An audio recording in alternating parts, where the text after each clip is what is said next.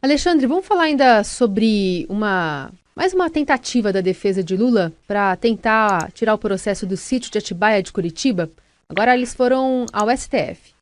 Pois é, a defesa, sim, a defesa está desesperada, né? É a segunda condenação e há a perspectiva de outras mais vierem, né? A defesa já anunciou que ia recorrer à ONU, né? Já houve aquela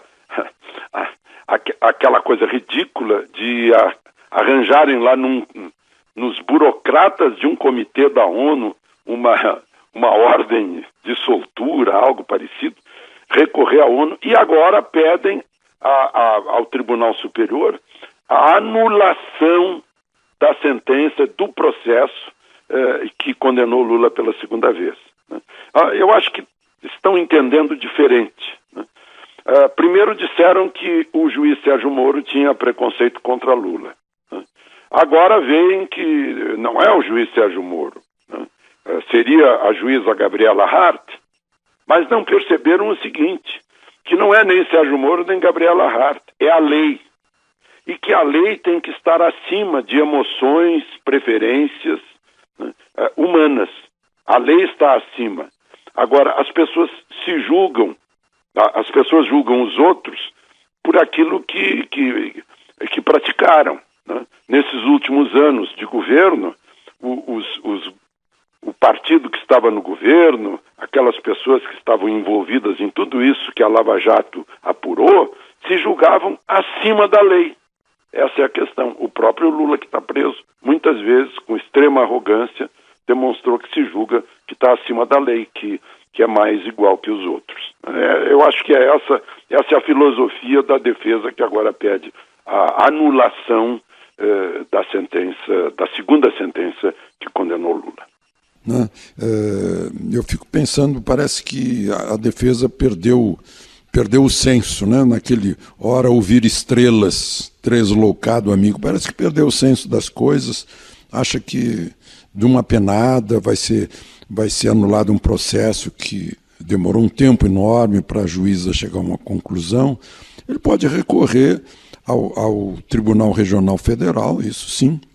E lá em Salvador, numa reunião da UNE, o ex-governador, ex-candidato à presidência, Ciro Gomes, foi hostilizado e aí repetiu o bordão do irmão dele, do Cid Gomes, também ex-governador do Ceará. Aquele bordão do "o Lula tá preso, babaca", né? Só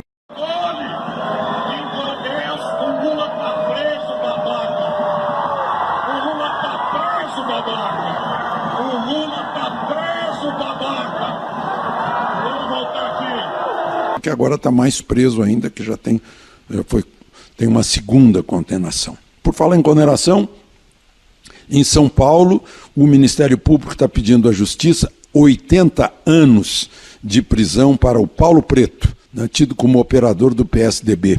Ele foi diretor da Dersa, que é a empresa de rodovias, né, o Paulo Vieira de Souza, né, dentro da Lava Jato. Desvio de dinheiro, falsificação, formação de quadrilha. Ele já é réu por ações lá no Rodoanel, né? 7.700.000, no governo José Serra. Dizem que ele era gestor do dinheiro tucano no exterior, em francos suíços, né? 80 anos pediram agora. Esse é outro que tem um destino parecido com o do Sérgio Cabral. O judiciário precisa de um código de defesa do consumidor aí para o judiciário? Pois é, veja só, ontem à noite eu fiz uma palestra num congresso de cirurgia plástica, mas antes de mim falou a ministra do Superior Tribunal de Justiça, ministra Fátima Nancy Andrique, né, com a credencial de ter sido a corregedora do Conselho Nacional de Justiça. E quando se discutia sobre a aplicação do Código de Defesa do Consumidor ao cirurgião plástico, que não tivesse apresentado um resultado satisfatório, o paciente é tratado como consumidor. Isso já é decisão da Justiça, né? Aplica-se o Código de Defesa do Consumidor ao paciente médico, né? Ao paciente de médico. Aí ela sugeriu que se aplique também o Código de Defesa do Consumidor na Justiça. Ou seja, aquele que recorre à Justiça ser tratado como um consumidor de um serviço público essencial, que é o serviço de justiça do judiciário. E foi muito aplaudida. E eu agora estou divulgando essa ideia porque é mais ou menos um eureka. Puxa, como é que a gente não pensou nisso antes? Todo mundo se queixa da demora da justiça, de decisões estapafúrdias, né? O Supremo hoje está na berlinda, está na vitrina com essa história toda de foro privilegiado. Então seria uma forma, eu imagino que o Supremo não vai admitir, né, que haja um recurso ao Supremo, não se aplique o Código de Defesa do Consumidor à justiça, mas é o caso, né? É o caso de pensarmos, é um reclamo da cidadania. Alexandre, falando agora do Rio de Janeiro, né? O Rio amanhecendo hoje com uma outra tragédia que a gente está acompanhando, um incêndio lá no centro de treinamento do Flamengo com 10 mortos, mas ainda sem se recuperar da chuva, com 6 mortos. Pois é, 10 mortos meninos, né? Garotos, 3 no hospital e queimadura não indica que tenham sobrevivido, né? Infelizmente, é uma tragédia, mais 6 mortos. Aquela ciclovia caindo pela terceira vez é uma coisa incrível, a ciclovia que vai do Vidigal a São Conrado, primeiro derrubada por uma onda, segunda vez parece que caiu sozinha, agora derrubada pelas chuvas, tanta chuva derrubando tanta coisa no Rio de Janeiro, né?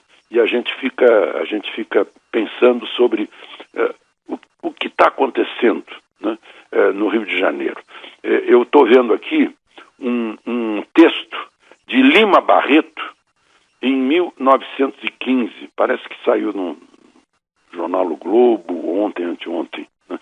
Lima Barreto escreveu em 1915, as chuvaradas de verão, quase todos os anos, causam no nosso Rio de Janeiro inundações desastrosas, além da suspensão total do tráfego, com uma prejudicial interrupção das comunicações entre os vários pontos da cidade. Essas inundações causam desastres pessoais lamentáveis, muitas perdas de haveres e destruição de imóveis. De há muito que a nossa engenharia municipal se devia ter compenetrado no dever de evitar tais acidentes urbanos. Gente, isso é de 1915. Né? Eu disse ontem, se não me engano, anteontem, que tenho visto todos os anos, desde que comecei no jornalismo, a repetição dessas tragédias das chuvas de verão. E ninguém previne, né? Faz-se aí uma meia-sola conjuntural, mas a estrutura não é mudada, né? E ficou muito marcante aquela imagem de uma mulher no Bangu esvaziando uma imensa caixa de lixo na enxurrada, né? São pessoas assim que entopem os bueiros também, como se não bastasse a ausência de obras, o entupimento de bueiros pelo lixo. Ainda ontem no carro da frente o sujeito simplesmente botou o braço para fora, eu pensei que ele ia sinalizar uma manobra, mas não, era para jogar fora o cigarro, né? Que tem aquela ponteira plástica que vai lá para o bueiro, vai se acumulando, né? Então as pessoas parece que não aprenderam a viver em sociedade, ou seja, na cidade, não aprenderam civilidade, que é a vida de todos visando ao bem comum. E o Rio de Janeiro é a demonstração disso, que uma cidade que não funciona, que com a beleza natural poderia ser um polo turístico mundial, mas infelizmente não funciona, com crime, sujeira, lixo e esses aguaceiros exatamente no verão.